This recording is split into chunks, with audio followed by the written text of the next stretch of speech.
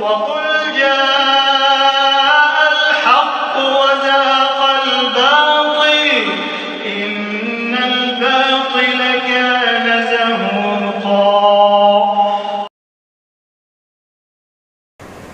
الحمد للہ وکفى وسلام علی عبادہ الذین اصطفى اما بعد. سامعین، جیسا کہ آپ کے علم میں ہے کہ سوامی نرسمہانند نے نبی پاک صلی اللہ علیہ وسلم کی شان میں گستاخیاں کی ہیں. کیسی کیسی گستاخیاں کی ہیں، کیسے کیسے الزامات لگائے ہیں، کیسی کیسی باتیں اس کی جانب سے آئی ہیں. ان باتوں کو سننے کی مسلمانوں میں ہمت نہیں ہے. اسلام کو نہیں چھوڑا، صحابہ کو نہیں چھوڑا، حد تو یہ ہے کہ اللہ کو بھی نہیں چھوڑا. اس کا مشن ہی بن گیا ہے مسلمانوں کے خلاف بولنا، مسلمانوں کو تکلیف پہنچانا، اللہ کے خلاف بولنا، رسول اور صحابہ کے خلاف زبان نکالنا. اس کی جانب سے گستاخیوں کا سلسلہ اتنا دراز ہوا کہ مسلمان بے چین ہو اٹھے، بالآخر اس سے مقابلے کے لیے کھڑے ہو گئے. دہلی کے سیاسی لیڈر جناب امانت اللہ خان کا نام آپ نے سنا ہی ہوگا. انہوں نے نرسمہانند کے خلاف جو باتیں کہی ہیں وہ آپ کے علم میں آ چکی ہیں. اب نیا نام مفتی سلمان اظہری صاحب کا آیا ہے. سوامی کو انہوں نے جس طرح لتاڑا ہے وہ اپنے آپ میں مثالی ہے، یقیناً ان کی حوصلہ افزائی کی جانی چاہیے. مفتی سلمان صاحب مبارکباد کے مستحق ہیں. سب جانتے ہیں کہ یہ وقت اس قسم کی چیزیں نہیں چاہتا. اس وقت حالات اچھے نہیں ہیں، مناظرے کا ماحول نہیں ہے، مجادلے کا ماحول نہیں ہے، بحث و مباحثے کا ماحول نہیں ہے، کیونکہ اس سے فضا خراب ہوتی ہے، ایک دوسرے سے نفرت پیدا ہوتی ہے، دوریاں مزید بڑھ جاتی ہیں، اختلافات مزید پھیل جاتے ہیں، وسیع ہو جاتے ہیں. اس لیے ہونا تو یہ چاہیے تھا کہ اس طرح کی کوئی بات سامنے نہ آتی. لیکن سوامی نے جس طرح اپنی زبان لمبی کی ہے، حضور علیہ السلام کے خلاف، صحابہ کے خلاف، قرآن کے خلاف، اللہ کے خلاف جس طرح وہ آگے آیا ہے، مسلمانوں کی جس طرح دل آزاری کی ہے، مفتی سلمان اظہری صاحب کا آنا اور چیلنج قبول کرنا یہ بہت بڑی بات ہے. ان کی ستائش کی جانی چاہیے. حالانکہ بعض لوگوں نے مفتی سلمان صاحب کے اس قدم کو مناسب نہیں مانا ہے اور انہوں نے باقاعدہ کچھ سوالات قائم کیے ہیں. میں آپ کو پہلے سوالات سنا دیتا ہوں، ان کے بعد آگے بڑھتا ہوں.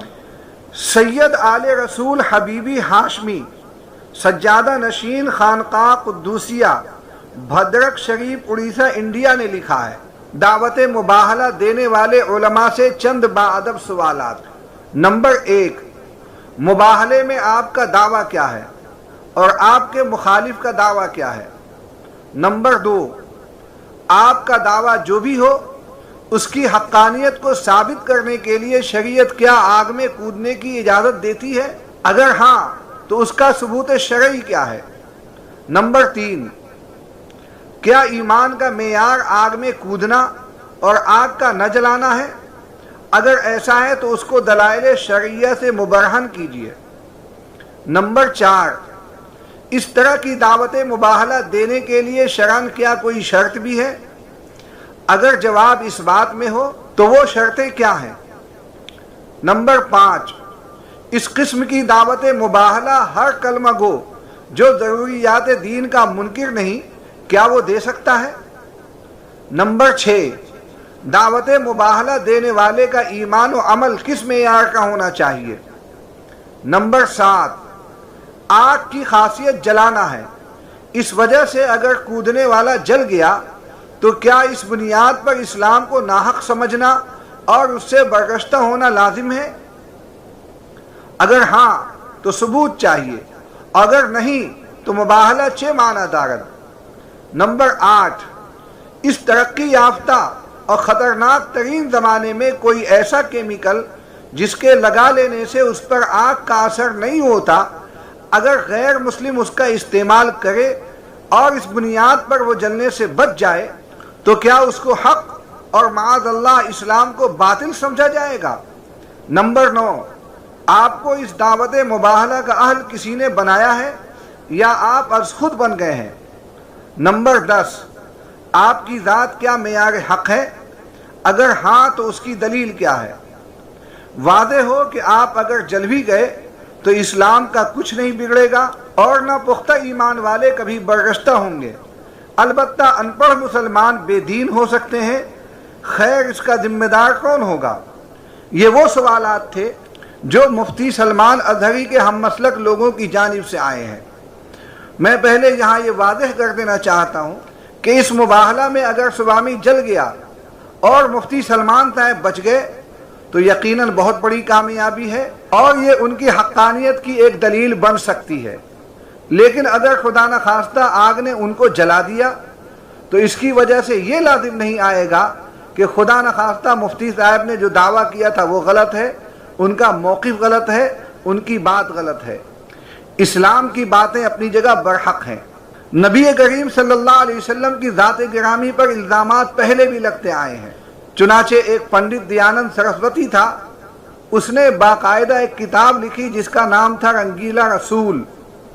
اس نے ایسے ایسے الزامات آپ صلی اللہ علیہ وسلم پر لگائے ہیں کہ ایک مسلمان انہیں پڑھنے کی ہمت بھی نہیں کر سکتا۔ چنانچہ اس کتاب کے جواب میں ہمارے علماء خاموش رہے۔ البتہ بڑی ہمت کی تو مولانا ثناء اللہ امرتسری صاحب نے، اور باقاعدہ ایک کتاب اس کے جواب میں لکھی جس کا نام رکھا مقدس رسول۔ جن لوگوں کے پیٹ میں گندگی ہوتی ہے، جن لوگوں کی طبیعت میں غلاظت ہوتی ہے، ان کے منہ سے بجائے الفاظ نکلنے کے غلاظت نکلتی ہے۔ حضور علیہ السلام کی شان میں ان کی گستاخیاں دیکھ کر، اسلام کی شان میں ان کی گستاخیاں دیکھ کر، اللہ رسول صحابہ قرآن کی شان میں ان کی گستاخیاں دیکھ کر ہمیں بے ساختہ وہ آیت یاد آ جاتی ہے جس میں اللہ تعالیٰ نے فرمایا ہے کہ یہ تو ان کی زبان کی بات ہے، اسلام اور پیغمبر اسلام کے خلاف ان کے سینوں میں دشمنی اس سے بھی زیادہ ہے۔ اب میں آپ کو بتاؤں یہ مباحلہ کیا چیز ہے، اس کی تاریخ کیا ہے؟ تو عرض ہے کہ آپ صلی اللہ علیہ وسلم نے سب سے پہلے مباحلہ فرمایا تھا۔ یہ سن 3 ہجری کی بات ہے۔ نجران کے عیسائی آپ صلی اللہ علیہ وسلم کی خدمت میں آئے، باقاعدہ بحث و مباحثہ ہوا۔ وہ کہنے لگے کہ عیسیٰ علیہ السلام اللہ کے بیٹے ہیں۔ آپ صلی اللہ علیہ وسلم نے فرمایا کہ نہیں، عیسیٰ علیہ السلام اللہ کے بیٹے نہیں ہیں بلکہ وہ مریم علیہ السلام کے بیٹے ہیں۔ کافی لمبی چوڑی بحث ہوئی ہے، اس کا خلاصہ کیا نکلا میں آپ کو سناتا ہوں۔ اللہ تعالیٰ نے کلام پاک میں فرمایا ان مثل عیسیٰ عند اللہ کمثل آدم خلقہ من تراب ثم قال له کن فیکون الحق من ربک فلا تکن من الممترین فمن حاجک فیہ من بعد ما جاءک من العلم فقل تعالوا ندعو ابناءنا وابناءکم ونساءنا ونساءکم وانفسنا وانفسکم ثم نبتہل فنجعل لعنت اللہ علی الکاذبین۔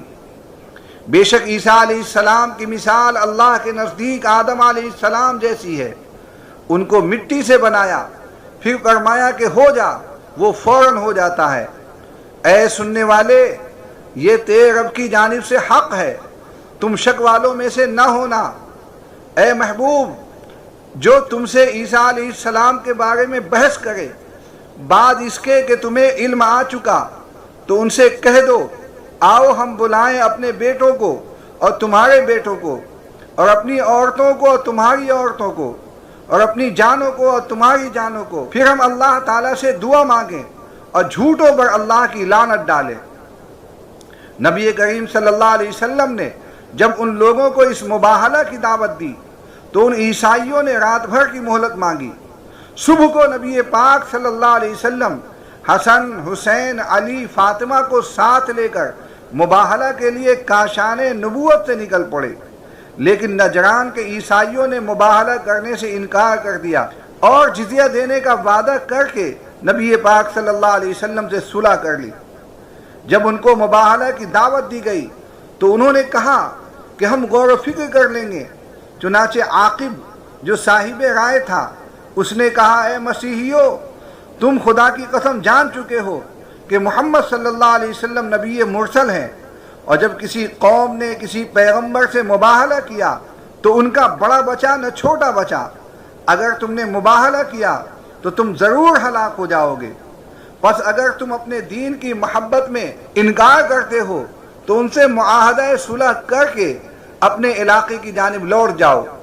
چنانچہ وہ نبی پاک صلی اللہ علیہ وسلم کی خدمت میں اس حالت میں آئے کہ آپ نے حسین کو گود میں اٹھایا ہوا تھا اور حسن کا ہاتھ پکڑے ہوئے تھے۔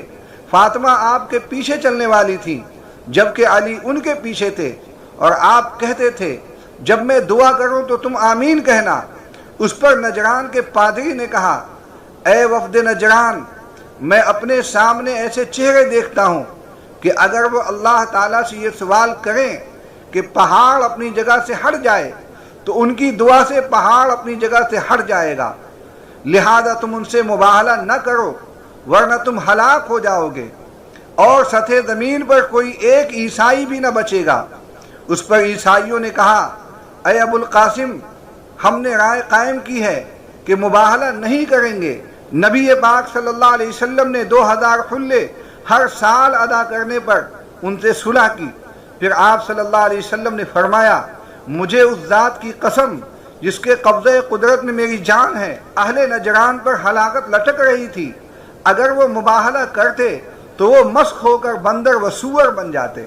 یہ تفصیلی واقعہ معالم التنزیل میں لکھا ہوا ہے۔ تو یہ تھی مباہلہ کی تاریخ، اور آپ صلی اللہ علیہ وسلم نے اسلام میں سب سے پہلا مباہلہ کیا تھا۔ سب سے پہلے تو یہ سن لیجئے کہ مباہلہ کیا چیز ہے اور اس کی شرطیں کیا ہیں۔ دارالعلوم دیوبند میں لکھا ہے، مباہلہ کہتے ہیں اگر کسی امر حق و باطل میں فریقین میں نزاع ہو جائے اور دلائل سے نزاع ختم نہ ہو تو پھر ان کو یہ طریقہ اختیار کرنا چاہیے کہ سب مل کر اللہ تعالیٰ سے دعا کریں کہ جو اس امر میں باطل پر ہو اس پر خدائے تعالیٰ کی طرف سے وبال اور ہلاکت پڑے، سو جو شخص جھوٹا ہوگا وہ اس کا خمیازہ بھگتے گا۔ اس طور پر دعا کرنے کو مباہلہ کہتے ہیں، اور یہ ضرورت کے وقت جائز ہے۔ گویا مباہلہ سے پہلے مناظرہ ہوتا ہے، اپنے مد مقابل کو سمجھایا جاتا ہے، اسلام کی حقانیت اس کو بتائی جاتی ہے۔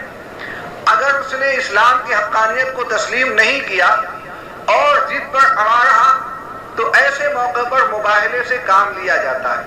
بہتر تو یہ ہوتا کہ مفتی سلمان ازہری صاحب مباہلہ سے پہلے مناظرہ کرتے، مناظرے کی دعوت دیتے، اسلام کی حقانیت سمجھانے کی کوشش کرتے۔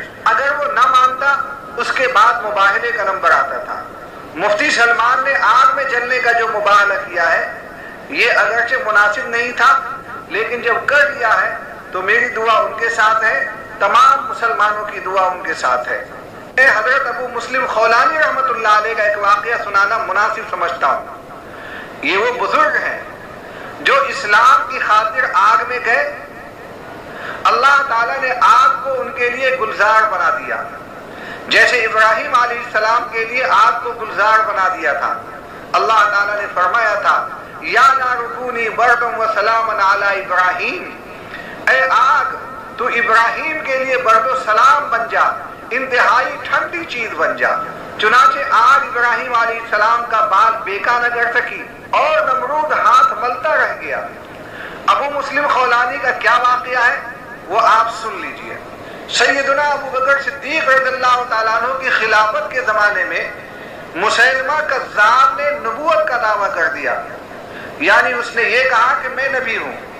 اس جھوٹے نے مشہور تابعی حضرت ابو مسلم خولانی رحمۃ اللہ علیہ کو کسی طرح پکڑ لیا اور یہ کہا کہ تم میری نبوت کا اقرار کر لو، مجھے نبی مان لو۔ ابو مسلم خولانی کہنے لگے نہیں، میں تو کبھی نہیں مانوں گا۔ وہ کہنے لگا کہ میں تجھے آگ میں ڈلوا دوں گا۔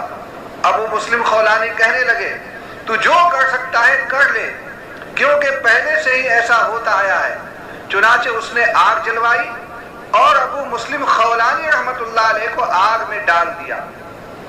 ابو مسلم خولانی رحمۃ اللہ علیہ نے اللہ اکبر اور بسم اللہ کے الفاظ پڑھے اور آگ میں چھلانگ لگا دی، لیکن آگ نے ان پر کوئی اثر نہیں کیا۔ جب مسیلمہ کذاب نے دیکھا کہ آگ نے ابو مسلم خولانی رحمۃ اللہ علیہ پہ کوئی اثر نہیں کیا تو وہ پریشان ہو گیا اور ڈرنے لگا کہیں اس بندے کی وجہ سے مجھ پر عذاب نہ آ جائے۔